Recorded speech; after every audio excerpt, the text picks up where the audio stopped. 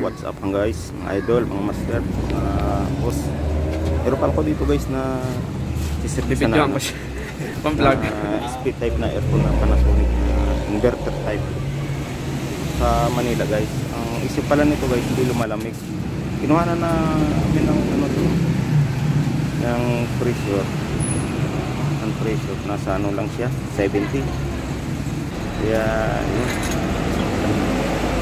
Ang sabi ng may-ari guys, pinalinis to, may contractor na gumagawa nito.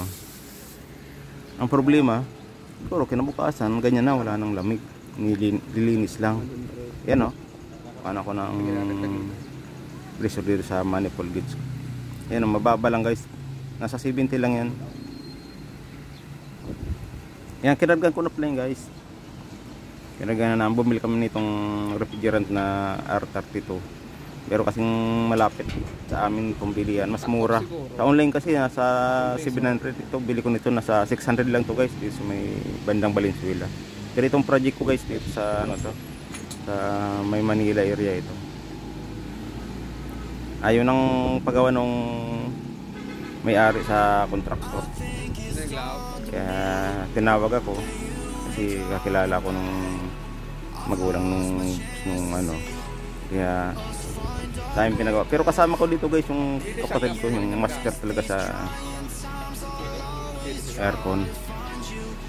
Ako lang ang tumira nito guys. Pero yung kasama ko yung kapatid ko dito, master niya talaga.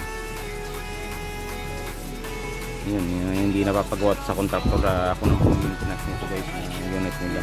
Siguro sa bahay nila, pagka may problema yung aircon nila.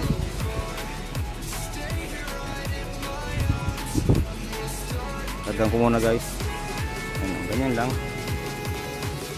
Ang problema nito pagka ganito may mga bumababa ang pressure, may leak. Pero ito guys, yan o, obserba namin bumaba talaga. Yan, normal lang naman guys yung amperahe guys. Normal lang. Andar na yan. Ay, nasa mababa na to yung ginamit. Pagka dati yung ano niya, hindi yan lang medyo ano na guys, lalagyan lang namin ng ano guys, yung standard na pressure ng refrigerant. Siyempre yan lang, gagawin lang na 115 hanggang 125 karga ang suction pressure. Pagka standing pressure naman nasa 224 hanggang 245 yung standing pressure ng mga ganito. Ito pala guys yung pinalit sa ano, sa Arthur 22. Medyo matagal-tagal na rin na hindi nakakapag-repair ng unit. Yan guys, oh, medyo ano na siya, oh. Yan oh, nagmo-moist na. Dati hindi mo talaga makikitang ano eh, walang moist yung ano guys eh. Na tumutuyo yan, malakas ang tumulo guys, oh. Malamig na siya. Kaya namin ng preyon. Guys, kung napadaan ka sa aking channel, paki-like, paki-subscribe at paki-hit the bell button na rin para update sa mga video ko na upload.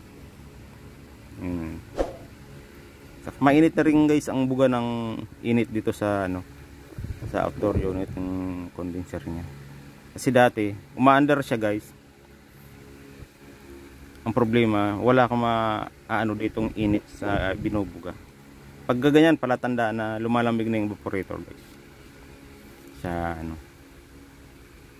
Ayan, okay na siya. Observe lang namin kung may leak talaga. Ayan. Yan guys, yung evaporator niya guys. Oh. Ang complaint din pala guys ng may-ari guys. Nagli-leak. May tumutulong tubig daw.